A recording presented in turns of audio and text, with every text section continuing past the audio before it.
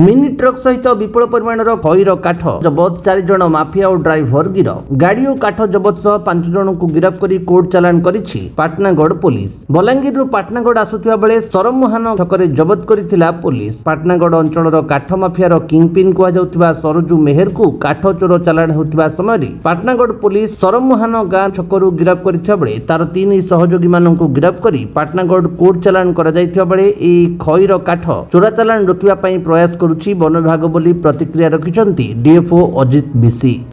नहीं नहीं खईर काठ जोटा ठीक कहते आप चोरी तो हो माने आप कथार सहमत किंतु आम पारपर्यंत आम सैड्रु चेष्टा करुँ माने चोरी नहब तापर जोटा खईर काठ भी चोरी होता प्राइवेट प्रजा मान जोटा निज जमी जोटा अच्छी से काटिक बिक्री कर भी नियम नुह कारण से आम डिपार्टमेंट को एप्लाय कराया कथा टीटी रूल अनुसार एप्लाय कले जाकि कराया कथा किंतु जंगल रे खईर काठ बर्तमान चोरी होनी से 100% ग्यारंटी देवी जे समस्त स्टाफ माने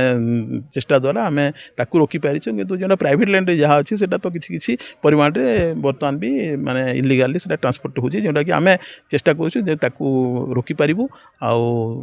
एटा को आम ए रेकर्ड को निहाती आम कंट्रोल को आनी पारिबु। बलांगीर अंजु पृष्टिंक रिपोर्ट विश्व विजयी न्यूज ओडिशा।